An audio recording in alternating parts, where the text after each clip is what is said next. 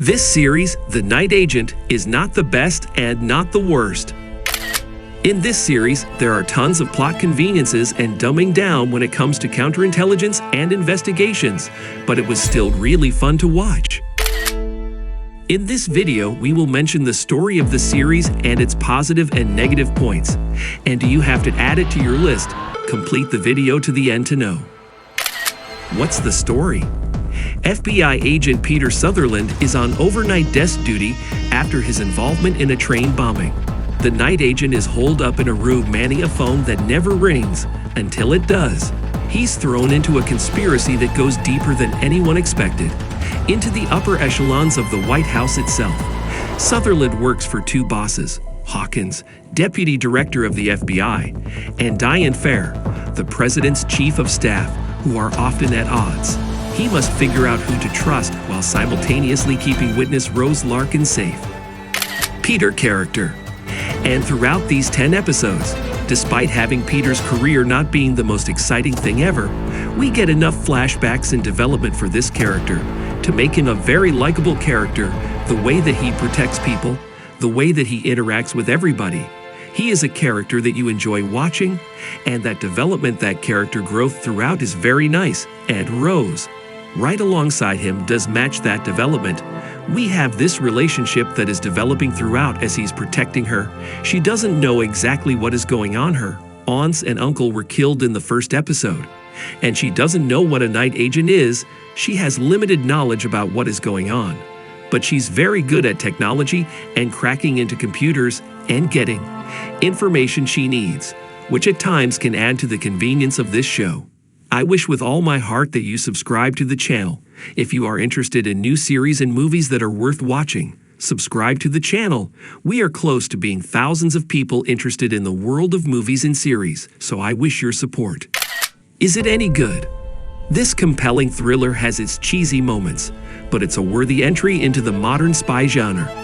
Like fellow book-based shows Jack Ryan and Slow Horses, I think what this show does best is how it really balances all these characters, because there's so many plots, so many different characters. Like I said, by the end of the show, that first plot line that's introduced is so small compared to everything else that ends up happening within 10 episodes. So you have all these different characters, and I feel like if this was a movie, it would feel so cluttered and so convoluted. And I'd probably be sitting in front of this camera telling you that it should have been a TV show or a Netflix series. And thank God they actually did it that way. This show is like a blend of Designated Survivor and 24 so much, so that I feel like the entire show is paying an homage to those two shows, because it has the political thriller aspect and the action aspect of both shows. And in that fact that the story keeps going, it never once bored me. At least it might feel like, okay, we have gone so far from where we started. I mean, it never really took me out of it. I just kind of accepted that, okay, this is the story, this is where we're at. And because it's such a fun show, the thriller suspenses and the thriller elements that are definitely within the show really captivating as well. So there was a lot of pros to enjoy about the show, from well-written characters to intense drama, suspenseful drama, but also some very, very well choreographed scenes. There's a scene in the very first episode where Peter is chasing down a criminal. He gets hit by a car. It is one of the most brutal car hidden runs I've seen in a very long time in any show. And so it's not afraid to get a little bit more aggressive with its action, a little bit more hard-hitting, which is something I really, really enjoyed about this show. The Night Agent hooks audiences with an intriguing story and lots of action. Basso plays a bland but serviceable hero, and his evolving relationship with Rose is enjoyable to watch play out. While it doesn't quite feel like peak TV, it's a pretty gripping diversion with lots of twists and turns to keep viewers invested. Now, I want you to tell me in the comments about your opinion about The Night Agent. Did you like it? And how much do you rate it from 10? And what are the things that you did not like about the series? Let's discuss in the comments section. One of the most beautiful things in watching series is the discussions about what happened in the series. So tell me what you think in the comments. Is it any weak? So if I had to really look for something wrong with this show, if I really had to let go, this is the issue. I would say there are elements of the story that could be somewhat predictable. I'm not going to pretend that, hey, you can see everything coming from a mile away. There are a few things here and there, though, that if you are really just paying attention, you'll be able to pick up on. There's something that's very annoying about Pete. He's probably the most trusting FBI agent in the history of ever. I mean, he gives up info to people that he's just met, and he does it on a regular basis, I guess. He just thinks they won't be anything other than upstanding people. And there were, I would say, one or two massive twists or plot points that I was predicting, but it's not to say that they were anything other than educated guesses. I never once went, "Oh flip, that was so obvious." And so that's always worthwhile.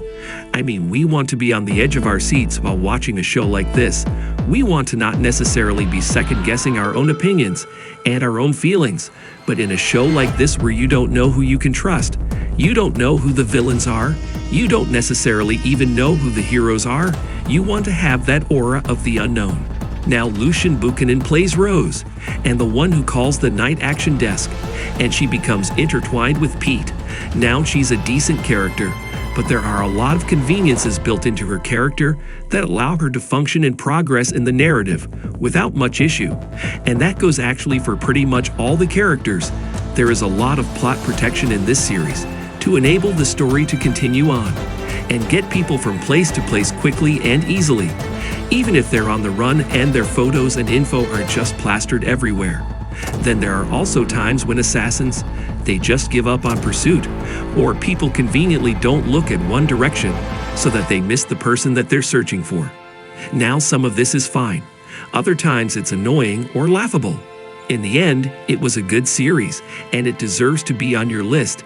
Yes, there are some flaws, but it remains fun. Maybe some of you see it as long as consisting of 10 episodes.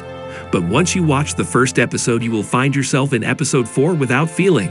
So I advise you to watch, and my rate to The Night Agent is 8 out of 10. Before you leave the video, don't forget to subscribe to the channel to know everything new.